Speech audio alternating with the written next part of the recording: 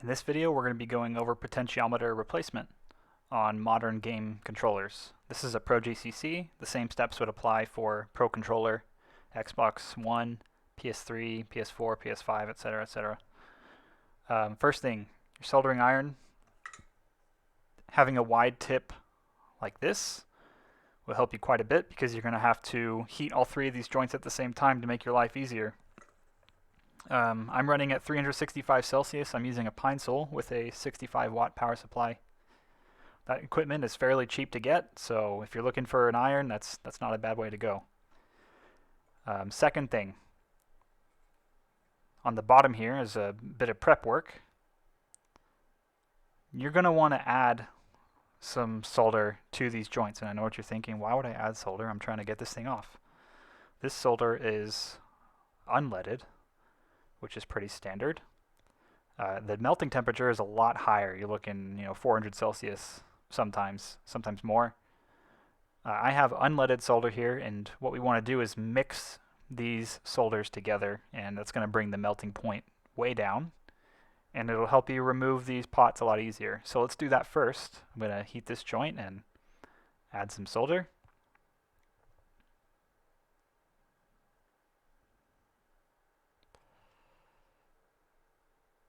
That's just going to make our life a lot easier. So we start there. Let's bring this back into view. I'm going to put my iron back in its holster.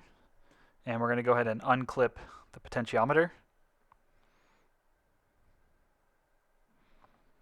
I'm just using a little plastic spudger tool here. I'm bending it up already. Just like that. I'm going to make sure it's unclipped.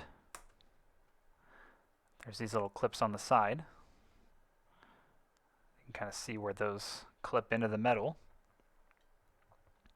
And now I'm going to grab the potentiometer with my hands. And this will be easier with the board holder. But I'm just going to come in and heat these joints all at once. And wiggle that right out. This will take practice. If you're not comfortable with a soldering iron, don't do this. I would also say if you're doing this for the first time, a set of gloves might not hurt. Let's talk about clearing up these holes. Soldering wick.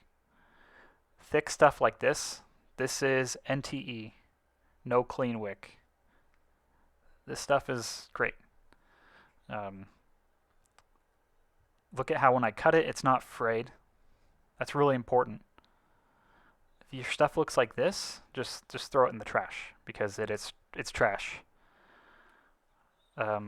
Let's focus on this ground hole first. So I'm going to just hold it over that ground hole and let's watch it get absorbed. You'll see the solder get absorbed. This stuff has flux in it. Nice and clean. Let's take care of these two. These are the easy ones.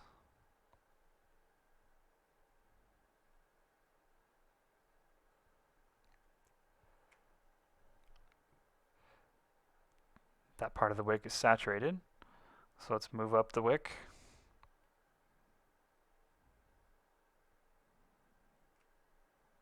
There, nice and clean. I have some 99% IPA alcohol and a cotton swab. And that'll do just fine to clean these holes out. So let's go ahead and do that.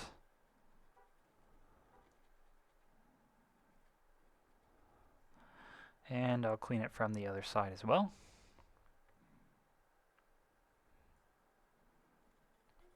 Great. Now you're going to get your replacement potentiometer. It looks something like that. Make sure the hole is straight and lined up. That looks good. And I'm just going to go ahead and drop it in right from the top here and clip that into place if I can. This one might be deformed. Let's check. No, that looks good. So we'll just double check the alignment on everything. I see there's a little peg here on the right side that needs to be lined up.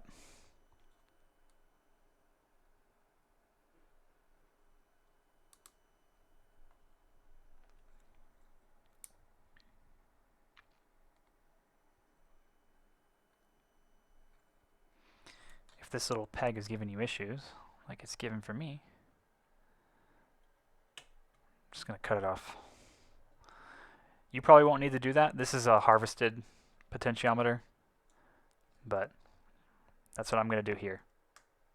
And that clips in really nicely now. Great.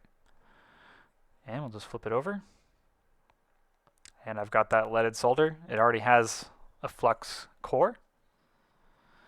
So I'm just going to add a little bit of solder to each of these. My iron is heating up again. Okay.